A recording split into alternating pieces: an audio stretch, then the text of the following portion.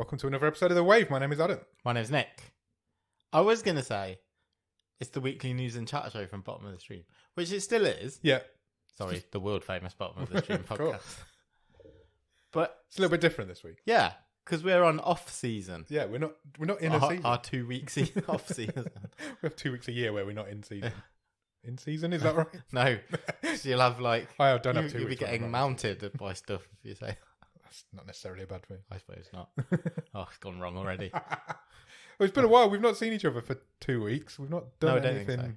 We've not done a podcast for 2 weeks. No. Had a week off. I know. Did you have a nice week off? I had a fantastic time. Yeah, good. It felt quite nicely because it was a very busy week. Yes. There was a lot going on for both of us, I think, and it felt quite nicely. Yeah, I got to go and see my kids in a dancing show, which was very, it good? Very good. Yeah, it was excellent. How did they get on? They're very good. Good. Yeah, they were really good. I know they're really good. I was just wondering how the show was. It was great. I mean, good. It's one of those, isn't it, where you're like, it's kids. I'm here for 2 hours. My kids are in about half an hour of it. Just have to make the best of it. Sit quietly and eat some Maltesers and be alone with my thoughts for the, for the rest of it. Good. So, what are we doing today? We are doing a mini wave. A mini wave. Wait, is it a mini wave? I guess it's like a special edition of the wave. Literally no idea we've never how done long it this before. will last. No, we've never done this before. So we're going to start off as normal with a bit of news, a bit of top of the stream stuff, and then we've got the Wildcard winners movie thing. Yeah, I guess. So basically, if you win the Wildcard competition that we run every season, you get to pick any film from the history of time for us to watch, and we'll do a little mini chat about it. Yeah. And so that's what we're going to do at the end of this one. We are. So we're not going to extend our odds into... Where are we at Kiss Me First? Like 2 episodes left. 2 left? Okay. So we're not going to do that this week. We're just going to talk about the film that Samuel Holland has picked for us. As his prize. As his prize. He's made me watch this movie. Yeah. Thanks, Sam. It's an interesting one. So we'll get to that at the end. But I guess we just start with where we normally start. Just wave on. Got some news. You got some Netflix news? Are we going straight to news? Have you done? Is there anything you've done this week? Painted my deck in. Lovely. If you have a I'm look just out the window. Have a look. Yes, I can confirm. What used to be cream is now grey. Yeah. So it's not quite finished yet. So I've still got some touching up to do, but other than that, it's nearly there. I've also brought a greenhouse, which you'll also see if you look out the window. I can confirm. Some stuff in it. I've spent quite a lot of money on my garden. What are you going to grow? I'm going to grow chilies, tomatoes, and lettuces. Nice. Chilies and tomatoes mainly because of pizza sauce. I'm going to make my own pizza sauce from my own grown tomatoes. And lettuce sauce. Because I quite like it. Lettuce. Although I don't think it's doing very well. It looks a bit withered. And then it went in last Saturday. It's chilly.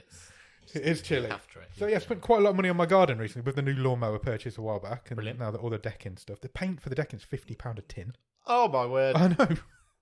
Nearly had a heart attack. So yeah, I've been my lawnmower broke. Did it? Yeah. You want one? I've got one downstairs. Well, I fixed it. I got a part and I fixed it. Well done. Very manly of you. What was broke about it? The rope and that whole mechanism. The starting the petrol rope. one? Yeah. Okay, yeah. So I got a new top bit. Cool. Well done. It was like, do I try this for 20 quid? Yeah, I'm going to try it. And it worked? Yeah. Excellent. That's the most boring conversation I've probably It was ever a had. little bit. Been out for dinner twice this week. Oh, nice. So that's been all right. Seen some people. Went to the cinema on... What day is it today? Today, it's Thursday. So I went to the cinema on Monday. Okay, I have also been to the cinema since I've last seen you, so we'll reference get to that both as of those. well. So yeah, we've done quite a bit in the last Excellent. couple of weeks. Nice. Cool. So should we get into some news then? Crack on with some news. I know. I don't have to ask you. Which one am I starting? The bottom. Okay, start at the bottom. Of course we will. I know that I don't have to ask you if you like dinosaurs. I love dinosaurs. Who doesn't love dinosaurs? Well, exactly. Some no fun people. Everybody loves dinosaurs. Are we talking about dinosaurs? Because Jurassic World Dominion is out this summer. Oh, of course, yeah. And the director of said forthcoming film, Colin Trevorrow, yeah, has posted on Twitter, I'm a nerd, I also like dinosaurs and I like maps. A map of North American dinosaur sightings.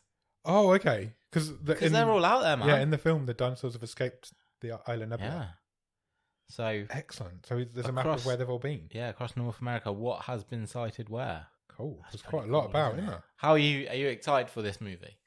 To see I love dinosaurs shanking around. Of course I am. Catching a subway. Ever since Jurassic Park came out all those many years Eating ago, a hot dog. We've all just wanted to see dinosaurs invading the real world, surely. Yeah. That's what we've always wanted. We knew it was coming eventually. So it feels like we're getting an end of the story, maybe? I want it to go full on and end with, like, Chris Pratt astride a velociraptor. Yeah, that's definitely got to happen. Going into battle, like some sort of dinosaur riding cowboy. Yeah, if that doesn't happen, then this film's a disaster. No, I feel like it's the whole of the Jurassic Park series has been coming to this situation. Sam Neill's going to Fred Flintstone down a brontosaurus neck. It's got to be batshit crazy. It's got to be. You've got to go out with a bang, hasn't he, Colin? He's you throw everything at the wall. Yeah, why not? See what sticks. No, I am looking forward to it. I've always had a soft spot. I love Jurassic Park. It's one of my favourite films of all time. But obviously the rest of them are not great. Was this like this? But then they just leave your brain at the door, little Pizza and a Magnum films, aren't they? What is this, the 6th Jurassic Park movie? 7th? 6th or 7th? This is the third one in this trilogy, isn't it? Yeah. It says 6. It's crazy. Madness. Yeah. Madness. Well, there you go. I'm excited. Check that out on Twitter. Colin Trevor Rowe's Twitter account. You can find a map of dinosaurs. You can go look for them if you want. It's not real, but you know, why not? have a go. It's a bit of artwork that somebody's made for him. It's quite liked. Do you like J.J. Abrams? Yes. Created the best TV show of all time. Toys? Yes. Do you like cars? I could take or leave a car. Do you like car toys? Because J.J. Abrams is signed up to produce a Hot Wheels movie. Okay, that's interesting. Please tell me in what way this will not be like the Fast and the Furious. Yeah, surely that's all it's going to be. But JJ likes to make things a little bit wacky, doesn't he? So I suppose so. Maybe there'll be no drivers. Maybe it's just the cars. Maybe it's like live action cars, the movie Cars. Okay. Live action. What, with like eyes on their yeah, headlights and stuff? Yeah. Maybe. Like a bit like Transformers that don't transform. Just cars. I didn't mind Transformers when I was a kid as a cartoon. I don't like the movies. I don't think they're very good at all. I preferred though as a crappy 80s cartoon, Mask, which was when vehicles transformed into other vehicles. Yeah. How was in all the remakes and creative shortage in Hollywood, how was Mask the movie never happened? Very good point. How has that never come back? Yeah. That's a good point. I wonder if someone do that, please. Somebody randomly owns the franchise. Someone must do. Somebody will own it. Anyway, J.J. Abrams' production company, Bad Robot, is going to try and get Hot Wheels, the movie, going. Apparently, there have been lots of attempts to do this previously. Sony, Legendary, and Warner Brothers have all failed to get a Hot Wheels movie off the ground. Oh, wow, okay. It's had McGee, Simon Crane, Justin Lin, who very famous for the Fast and the Furious, try to get something going, and it's not happened. So there we go. Let's see if anybody can do Abrams can do it. JJ can do it. If anybody can do it, I did a great job with Star Wars, didn't he? So I just had a little horrible moment there that I didn't press record, but I have, so we're good. Well, there you go. It's good to be back in the saddle and ride that line of worry. I'm always worrying. The most unsurprising news, I think, in the last couple of weeks, but it is now official. Robert Pattinson and Matt Reeves are both back on board. It is official. There will be the Batman sequel. Yeah, I think that was definitely always going to happen. Do you know what did happen? What? That it was on the bubble. Yeah. Should we do it? Should we not? I know it's made a lot of money. Yeah. But there's that Adam guy on that Bottom of the Stream podcast who keeps saying, I'm not sure if I'm going to go and watch that movie or not. And when you said, no, I'm going. And then I actually really enjoyed it. That was enough for them to give it the green light, I think. I think you're probably right. I feel like I have that sort of sway. Yeah, 100%. You reckon? 100%. So yeah, I dread think to think how long it's going to be. Well, I think it'll be 2024 at least. Yeah, it's when going to be when it comes out. Yeah, I'm sorry, being annoying on purpose. Well, look, it made $759 million and counting. So it's got to be bigger and bolder and longer than the last one, surely. It can't be longer. That one's 3 hours long. Good. I'm glad. I enjoyed it. I thought it's a good universe that he'd got going there. I hope My request would be don't go down the Nolan template. Yeah. Don't do the Joker in the second film. No. I think the Joker's been done to death. Yeah. Where would we all know Jared Leto ruined that enough for all of us. Jared Leto just ruined everything. Lives, allegedly. Do you want a Robin? How does that work? Well, it's never been done. No, Nolan teased it, didn't he, a little bit, but never actually did it. What if you could do it in live action? So maybe. I suppose there's 80 years of history to go out. There's loads of stories you could go for. I think you could do a lot worse than doing, regardless of which villain you get in the second one, or the. I didn't play that many computer games, but I played the second Batman one. Yeah, and when they're really good. Like when the Joker's just setting stuff for you all around the city. But do that later. Do it if you're going to do a couple more movies. Do it at the end. That should be the climactical movie. Wasn't that one of the biggest problems with Nolan's trilogies? You did that second. Yeah, when Joker. And then everyone. Yeah, and then Bane's just like, well, a bit of an anticlimax. Not the Joker, is he? Yeah. Yeah, no, you're probably right. Although he will just go for the Joker. He teased it in this one, so he's definitely going to do it. Yeah. Cool. Next. Netflix this news. One? Yeah. We've talked a bit about Netflix games. Yeah. Netflix have said that by the end of the year, they want to have 50 games on Netflix games. Wow, okay.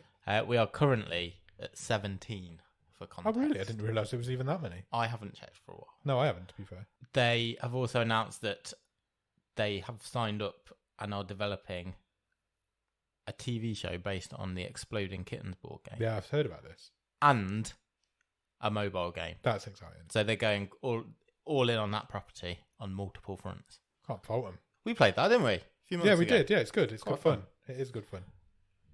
Yeah, so 50 games by the end of the year. Good. Have you used it much? No. I really haven't. I've literally only used it for enough to check a few out on here. Yeah. I don't even think about it, to be honest. But then I don't play a lot of mobile games. No, same. I don't have a lot of time for that sort of thing, unfortunately. But no, good for them. People are obviously doing it. Trivia Quest was quite successful, I think, as well. Did you ever go back to that? No, me neither. I think it was quite a successful experiment.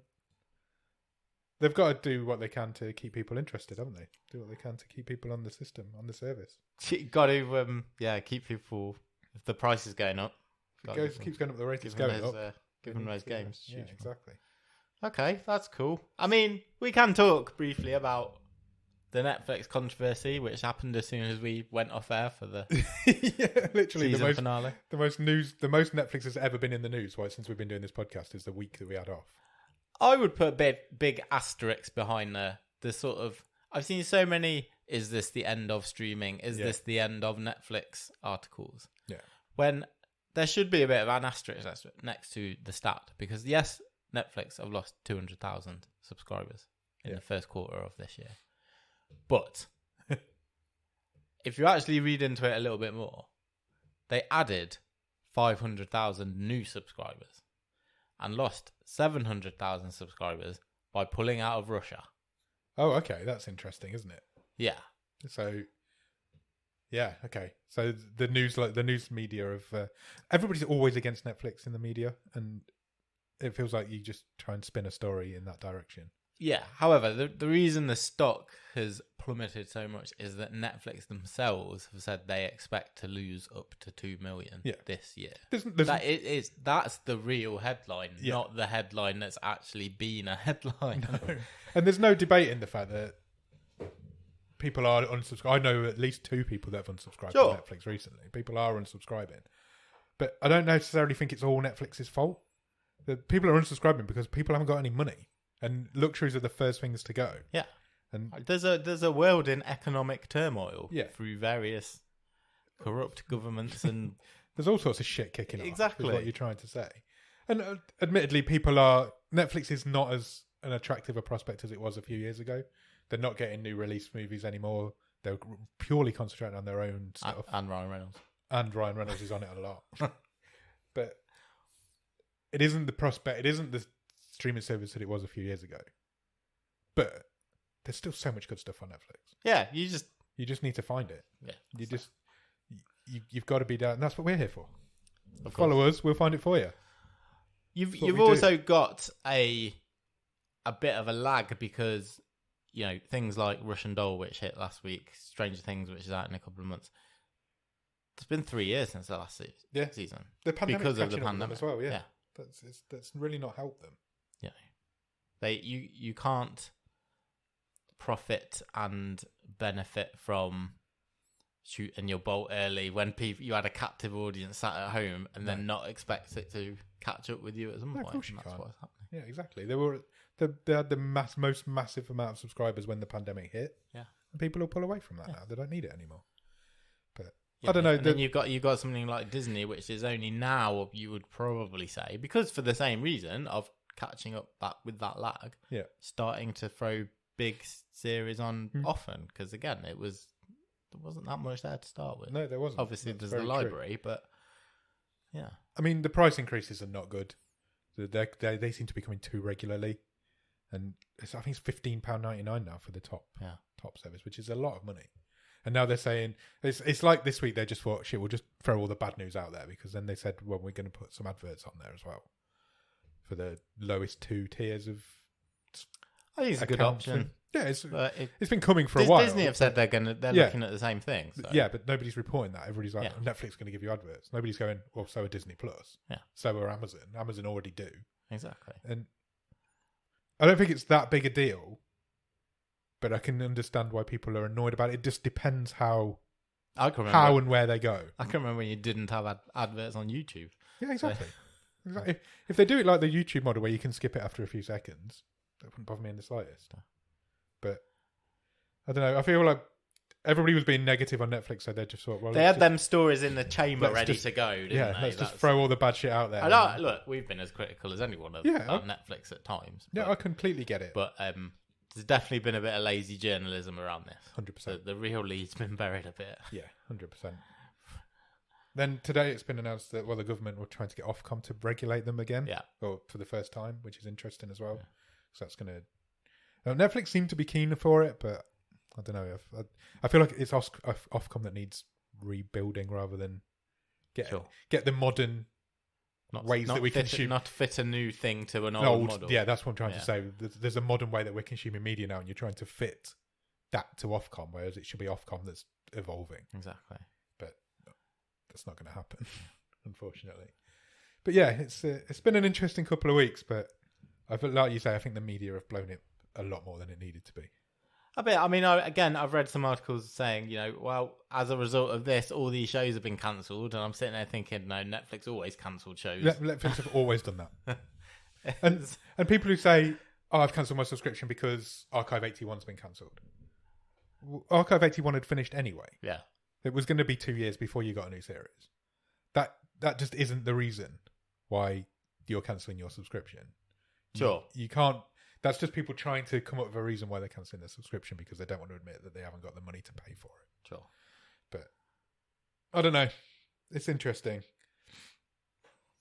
What Netflix have released this week is a huge list of movies, shows that are arriving throughout this summer. Yeah. And through the rest of the year. There's a lot of stuff coming.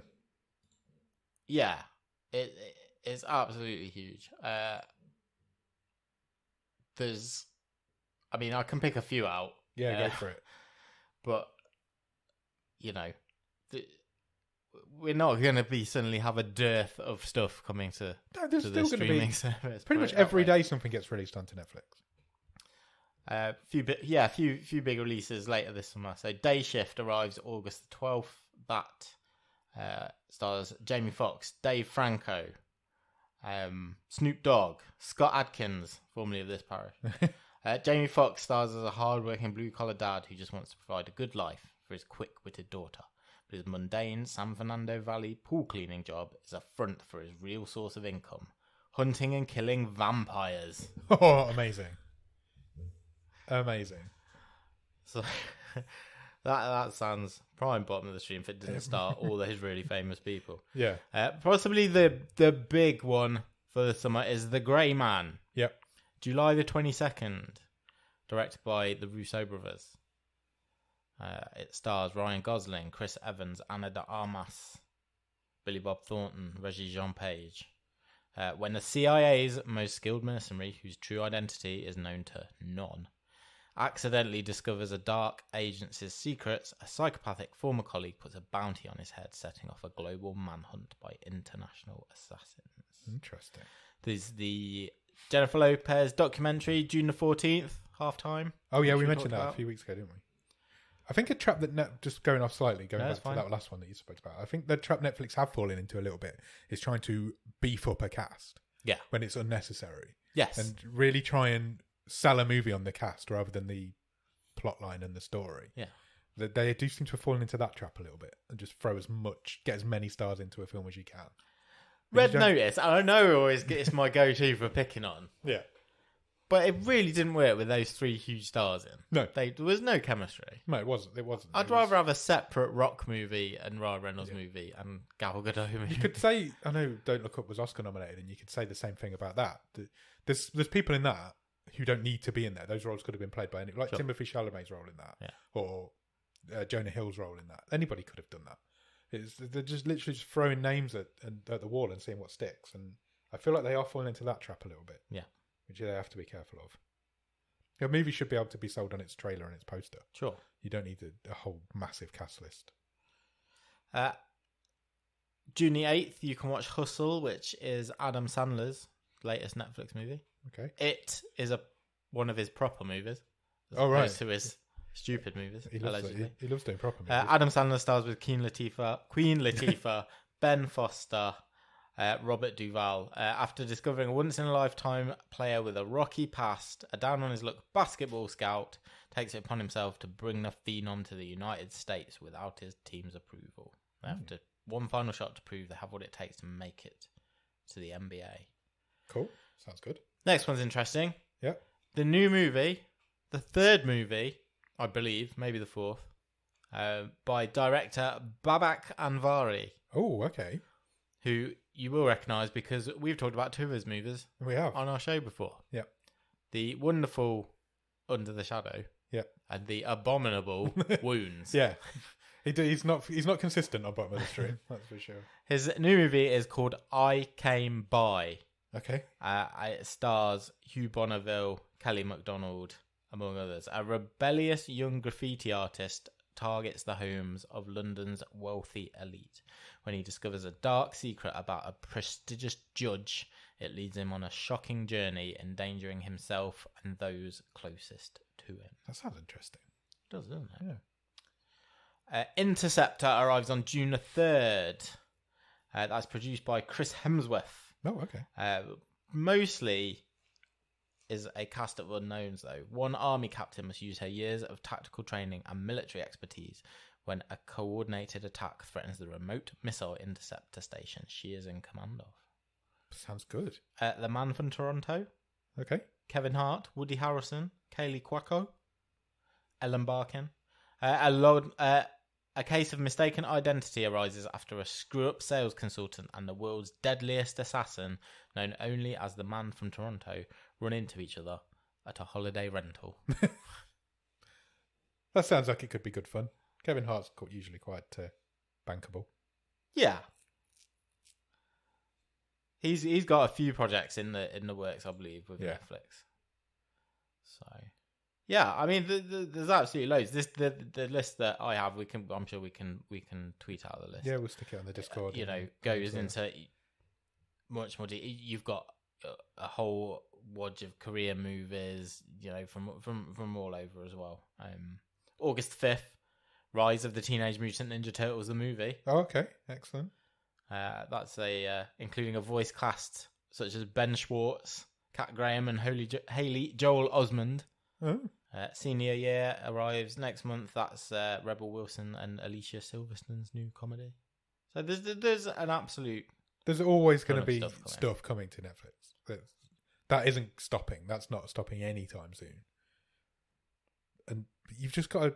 You've not got to be wanting to watch all the new releases. That's not what Netflix is for. You're not getting cinema release movies straight to Netflix anymore. It's not what they're doing. It's not their business model. That's what Disney Plus and Amazon are for. You've just got to find the hidden gems on Netflix, which is kind of what we do, kind of what we wanted to do from the start. Awesome. Yeah. Good. Well done. Any more news? That's all the news for this week. Excellent. Have you watched anything good at the top of the stream? I don't think I've watched too much because it has been quite a busy couple of weeks, but I have had time to go to the cinema. Okay. Whole family went, and we went and watched Sonic the Hedgehog 2. Oh, excellent. I've not got to it yet, and I don't think I will now. I think it's gone off on our cinema. Okay. What did you think? I had a great time. Yeah? Yeah, it was really fun. Good as the first one? Not quite. Right, okay. But it was still fun. Yeah. I mean, Jim Carrey is still Jim Carrey. Being completely over the top. And what more could you want from Jim Carrey? Having a wild time. Yeah. Yeah, I really enjoyed it. Good. It looks good, funny, something there for the adults in the humour.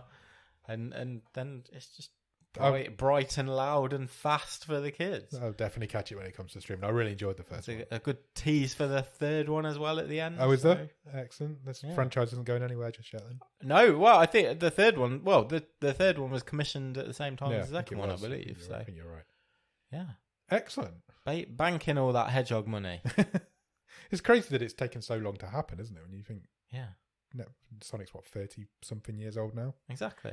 It's crazy that it's taken this long. I mean, I think it does put quite a bit of pressure on their forthcoming Mario movie. Yeah, definitely. That's been postponed, hasn't it? And I saw that this week. Yeah, it was. Yeah, but it would be. I wonder if that's sort of a back to the drawing board. Maybe, having seen how well this is done. I don't know. Could be. Yeah, I feel like there's more lore to get from a Mario movie. Definitely. Sonic's just a hedgehog that can run fast. Yeah. There's a whole history there with Mario. But yeah, it's interesting, isn't it? I mean, yeah, video game movies are not usually that successful, but these ones seem to have struck a chord with some people. They have, yeah. Interesting. How about you?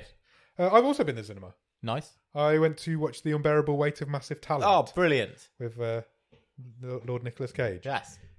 It's incredibly good. Good, I'm so happy. It's really good fun. I feel like it's Nick Cage going, yeah, I know. It's basically what he's saying. He's like, yeah, I get it. I know who I am, and I agree. Because I'm now just having fun with it. Yeah, basically. There's a whole thing in the film where he's like, because people say they say to him like, the whole joke throughout the film is I'm coming back even though I've never been anywhere. Yeah, and he's like, I don't see this job as a career. I see this job as a job. So I take the jobs and I get the money. And if the jobs are being offered are not as good as they were 20 years ago, I'm still getting paid. Yeah.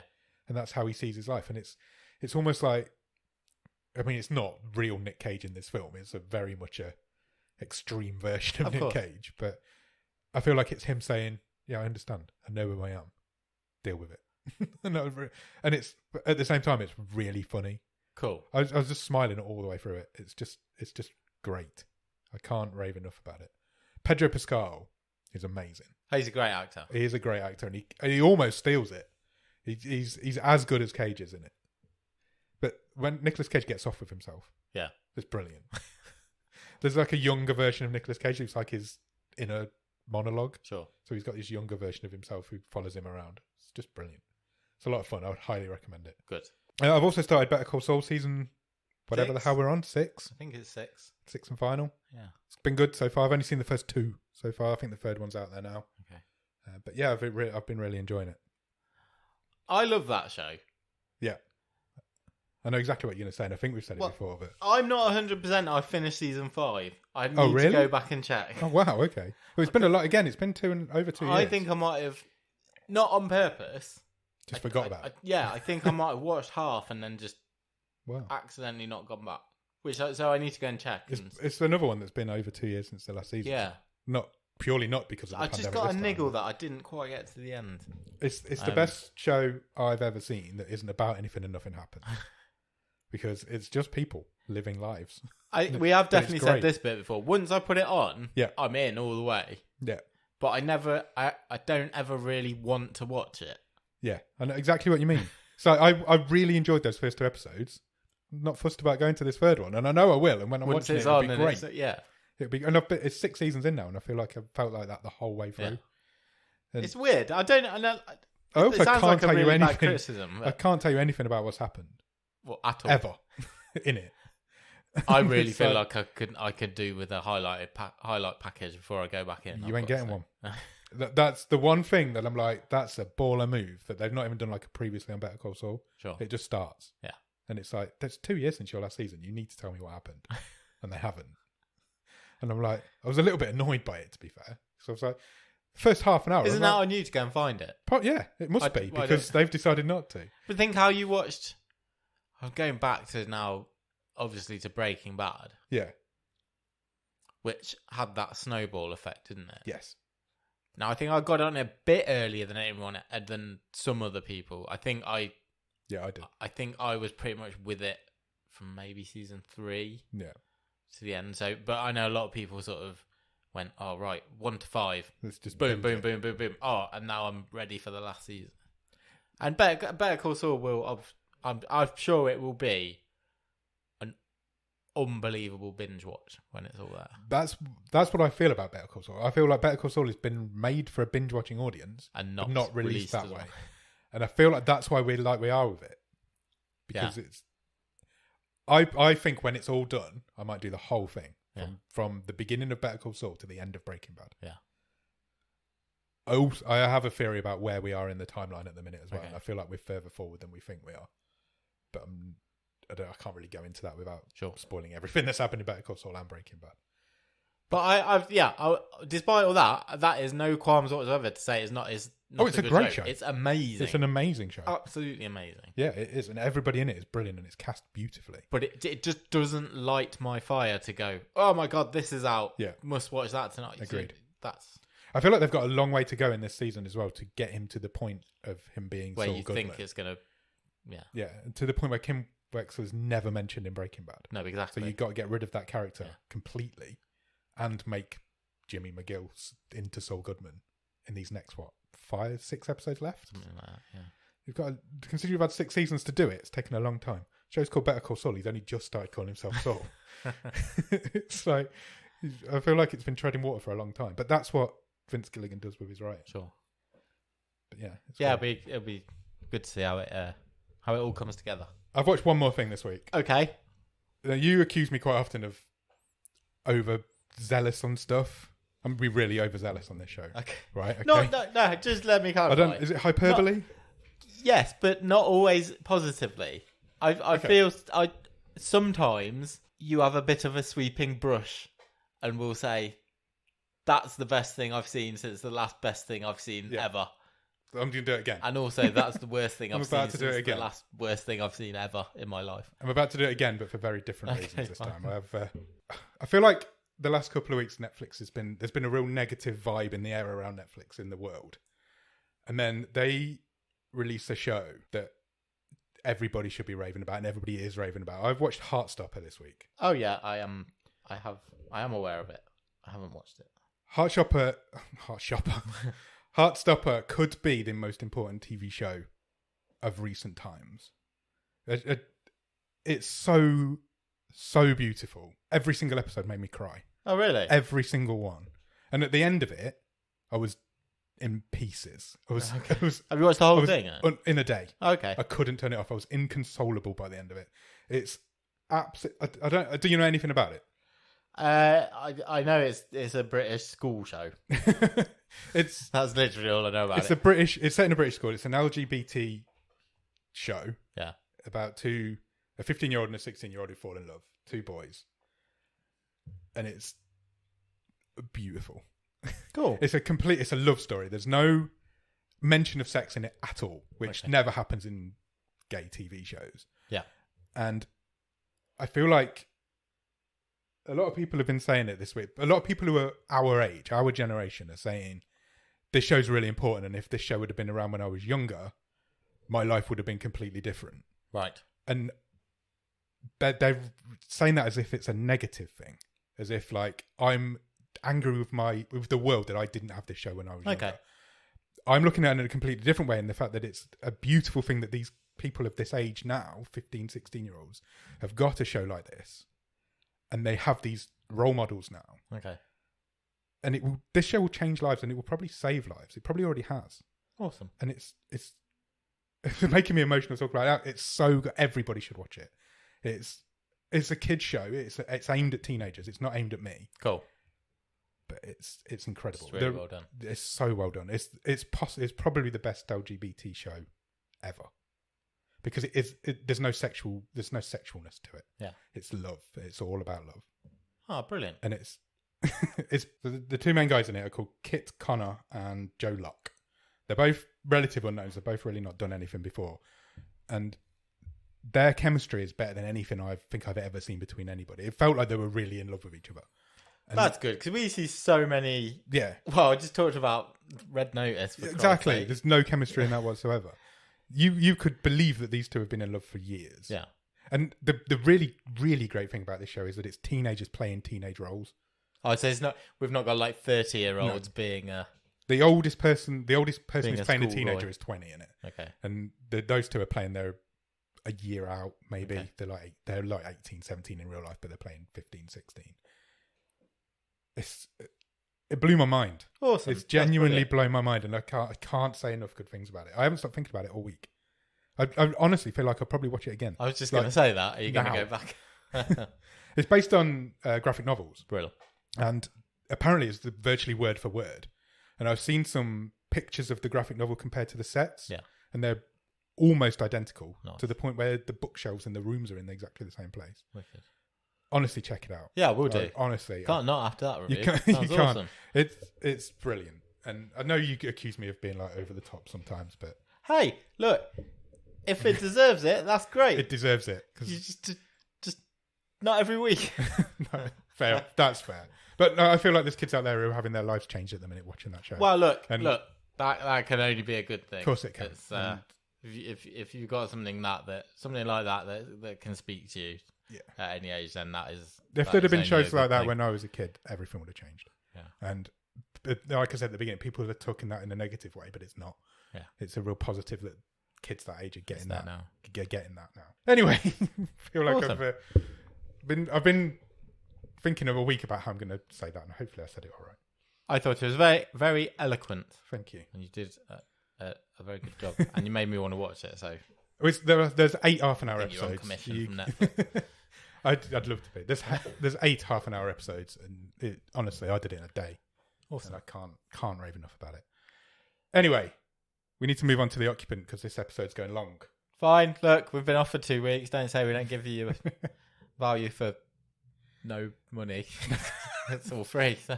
Well, not all of it. This person who's chosen this film pays for it. Okay. So, as we mentioned at the beginning, every season me, Nick, and our current Patreons get to choose a wildcard. So they pick the film that we watch in that particular week. We have not a separate stream table, but whoever wins the stream table, whoever has the highest rated wildcard movie within the stream table, stumbling over my words there, gets to pick the film that they get to pick a film. Yeah. That we'll then talk about. They could pick any film in the history of the world. So this movie's just off on its own. It's not included in any of our rankings. No, not at all. It's just a one-off. We're between seasons. Yep. This is actually because Sam's won the last 2 seasons. Yeah. Because he's very good at picking bottom of the stream films. And so this is the one from the previous season. Yeah. So he'll also pick another one. So we gave him the option. We said you could pick any film in the history of the world that you want us to watch, and we will watch it. We will give you our views on it. Brilliant! With this, finally a chance for us to watch something top of the stream. Yeah, like I thought he was going to pick like Jaws, Jurassic Park, Back to the Future, a Stone Cold classic. What he's picked is a Spanish Netflix original, which feels like it should be on the long list, and was probably a miscalculation by us that it wasn't on the long list. It's very much a bottom of the stream film.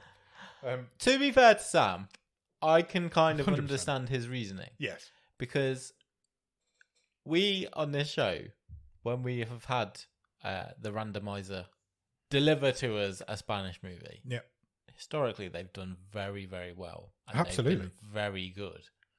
I think the best film we've ever watched is a Spanish movie. Yeah, I know you do. I still think Mirage is the best film we've ever seen on the show. It's a great movie. It is. I think that's only the second best Spanish movie we've seen. Oh, really? Because I personally Spanishly speaking, prefer the blacksmith and the devil. Yeah, that's Basque. But Oh, right, okay. No, yeah, I agree. That's right there as well. Invisible Guest, that finished like second or third in the stream table season 5. Yeah. So we have very high success rates with Spanish films. Sam's picked a film called The Occupant. The Occupant was released in 2020. It's a 15. It runs for 1 hour and 43 minutes, and is currently rated at 6.4 out of 10 on IMDb. 6.4. Thoughts? I mean, certainly that is in line with the higher end of the movie that we would tend to crop up against on this show. Do you think it fits for this movie? I felt that this wasn't a very cinematic movie. I'd agree with that. Let me go through the cast and then we'll get into the movie. Sure. We're not going to do like a full 40 minutes on it. No. Don't worry. You've not got like a 120-minute podcast. But we're just going to. It's basically what we're going to do is not break it down scene by scene. We're just going to do the bit that we would normally do at the end. This film stars Javier Gutierrez. He plays a character called Javier. Do you recognise him? I kind of did. You seen? But I just thought he looks like someone else rather than someone that I know. Have you seen the Assassin's Creed movie? No. Good. It's shit. Don't watch it. But he's in that. I thought he looked like Teabag out of that's not Prison a bad Break. shout. Yeah, he does a little bit out of Prison Break. Yeah. Yeah, no, that's a great shout. He's also in another Netflix original, which is another Spanish film called Below Zero. Okay. Which is possibly going to end up on our long list because it looks quite good. Also stars Mario Casas. He plays a character called Thomas. I do recognise this chap. This chap's been in another one of the films that we've done. Yeah. He was in The Invisible Guest. He was the main character in The Invisible Guest. He was very good in it. He was very good in it. It's a very good film. If you've not seen The Invisible Guest, check that out.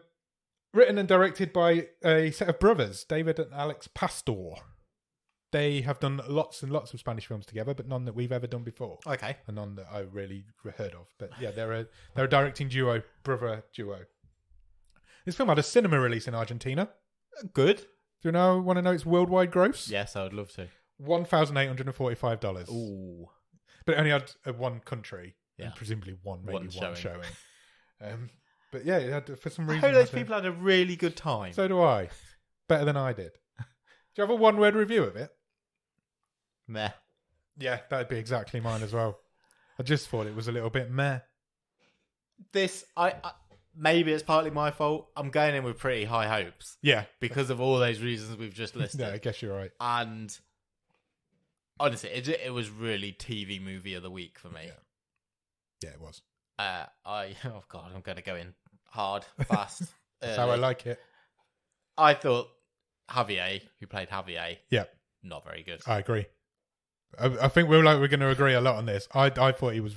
I'd go further than that. I thought he was pretty wooden. Yeah, pretty boring. And I didn't buy him as a bad guy doing all these things. No. Basically stealing this guy's life. Yeah, I guess we need to give a synopsis because we're not going to break it down scene by scene. So I guess we kind of need to say what it was about. Do you want me to read the tagline, the synopsis? You can do if you want to. Javier Munoz, once a successful executive, makes a fateful decision to leave his home, which he and his family can no longer afford. Oh, and that's it. That's not it. That's the synopsis. So basically... He's an advertising executive. Yeah, who was formerly very successful. Yeah. And then we meet him trying to get a job. He's on the downward spiral of his career. Yeah, and all these young, trendy people who sit on beanbags in offices are like, dude, no. You're too old. You were great. You're it. my inspiration, one guy says, but you're past it now. So he ends up having to give up the beautiful apartment that he lives in. They moved to their second apartment in like the downtrodden area of so Barcelona. Him and his family move out. And then he kind of unravels, but you don't see any of it. No. And it's like, and then it's really clinical of this guy slowly worming his way into the life of the family who have moved into their old apartment. Yeah. So he basically moves himself back into his old apartment. Yeah. Over the course of the rest of the film. But you never see the guy unravel. No. Because he's really just this is my project. So he's detached, isn't it? Completely. And it didn't, because he's detached, it didn't attach me to this movie. It felt really disjointed because it was like, well, why is this guy doing this? Has he lost his mind suddenly, or? Yeah. But none of that happened. No, he was just right, clinical. Right, I want that guy's life. I'm going to eventually move in on his wife and his kid. And he started off wanting the apartment back, so he's like, well, I can get the guy out of the way. I'll just take his wife and his kid. Yeah. And then by the end of the film, he does. And he just leaves his own wife and kid. Yeah, he leaves his own wife and kid. No, he doesn't even like argue. No, It's his just, missus didn't even there's seem no that bothered. build up there, is No, there? his missus didn't There's, seem that there's bothered. no emotional investment in this movie, and that just I'm sat there just as detached as this performance. I agree. It's all very clinical, and it's like this happened, and this happened, and this happened. And I don't think anyone would act like this. No one is as upset as they should be. yeah, Until the very end when he kills the husband. Thomas's character, yeah.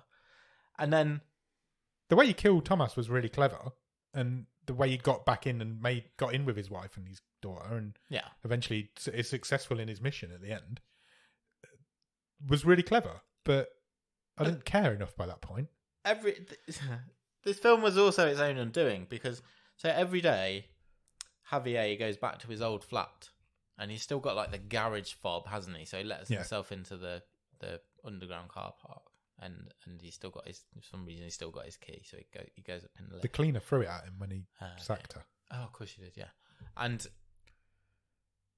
he never, but there's one time that he nearly runs into another person out the flat. Yeah.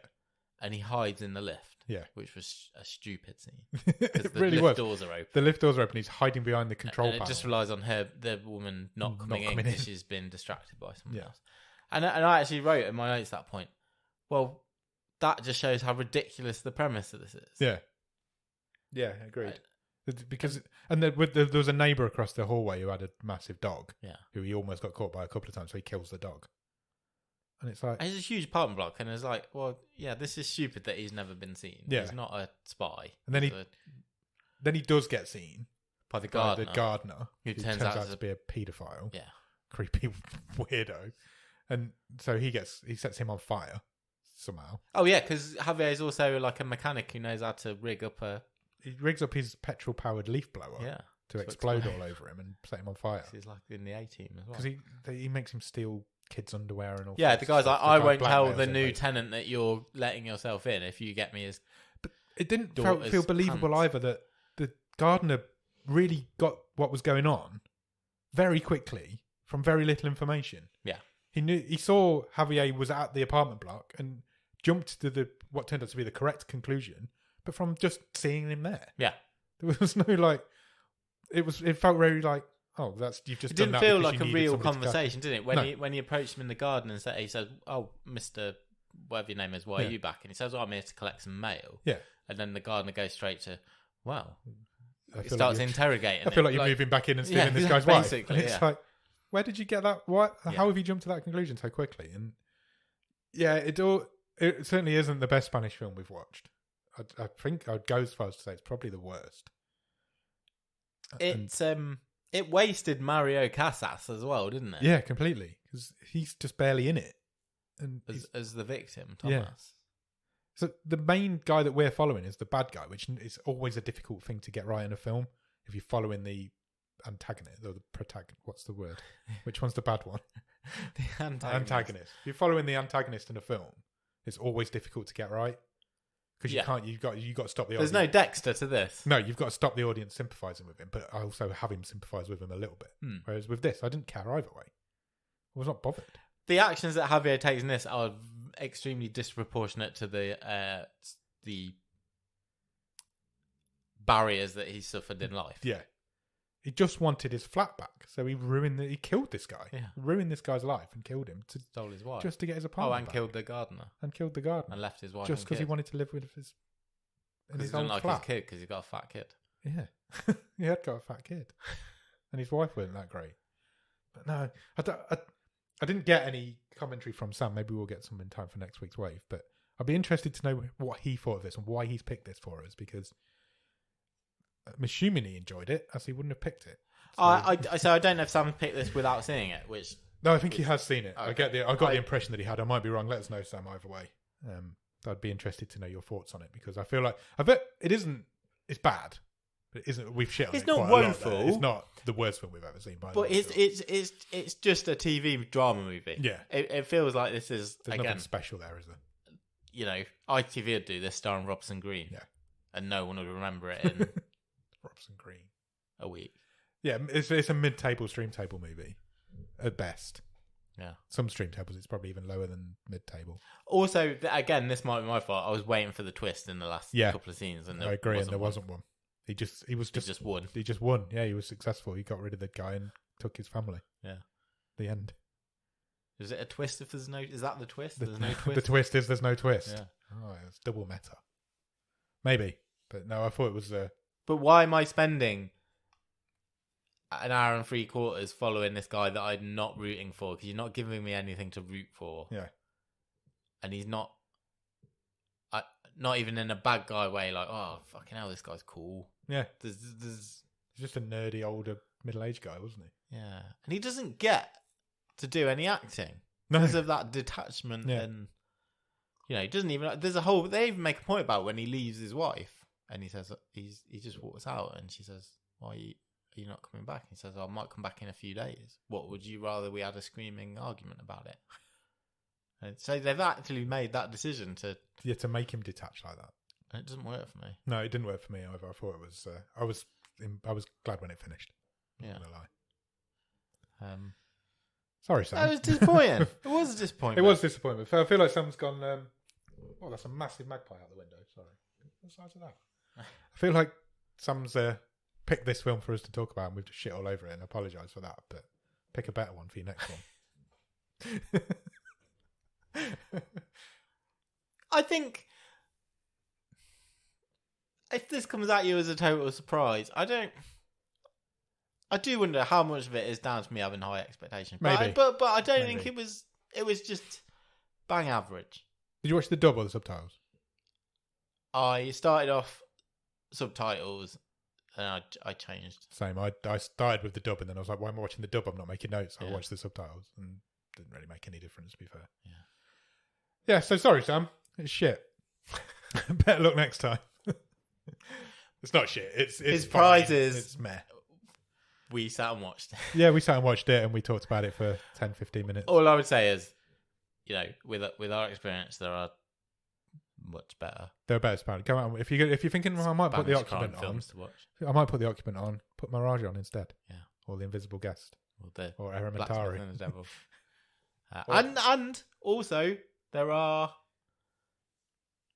We'll see how Robin the Randomizer does for us as we go into season 7. Yeah. But there are a few more Spanish movies. There are indeed on the long list. Yeah, absolutely. So So that's the end of that. yeah. So Sam gets to pick. We'll do another one at some point. We probably won't wait a whole season this time. No, we'll do you another we'll one. squeeze it in on a wave at some point. Yeah, or we might even do a Next few special weeks. bonus one Yeah. week. What's happening on Thursday, Nick? On Thursday, it is the annual BOTScars Award ceremony. Dun, dun, dun. I'm so excited. I love recording the BOTScars episodes. Every time around this time of year, because our stream tables, obviously, each season is 25 movies long. Yeah. So it works out annually. Yep. So We two can- seasons we can get do covered by an one award BOTScars ceremony. Yeah. So it will be covering season 5 and season 6 of this show. Yep. We'll recap some of the films that we've watched. We'll talk about most of the films in the last season, and then we'll give out 8 or 10 awards. Yeah. Induct a couple more people into the Captain's Gallery. Which is our Hall of Fame. Yep. I'm really excited. I love recording the wave. I love recording the wave. I just do. But I also love recording the BOTScars. So yeah, we're gonna have a lot of fun with that one. So That'll be right here on this feed on Thursday. it will indeed. And then next week, Yep. we will be back with the wave. The normal wave. And then We've got a few changes to make to the wave over the next few weeks, which Yeah. is quite exciting. We've got There'll- some there'll be announcements to make. slowly slipping in over the next couple of weeks. And then after that, we're back, season 7. Yeah. So at the end of the BOTScars ceremony, we'll pick the film that we're going to watch for season 7. Yeah. So that's Oh, it's all kicking off. it's exciting times. It's the start for another exciting season. I love the start of the season because you don't know what's coming. No. You could have a load of shit, or you could have a load of great films, and we're going to find some great films on that. Whatever happens, we're going to find some great films. At least one At least out of one. 25. Surely the Hope average so. is. I would hope so. Imagine if we had a terrible season. It was a terrible film. Wow. Like season 5 was. So yeah, let's get out of here, shall we? And we'll go and record some BOTScars. Get your tux on. It's on. Cool. Right, we'll see you on Thursday. Cheers. Bye.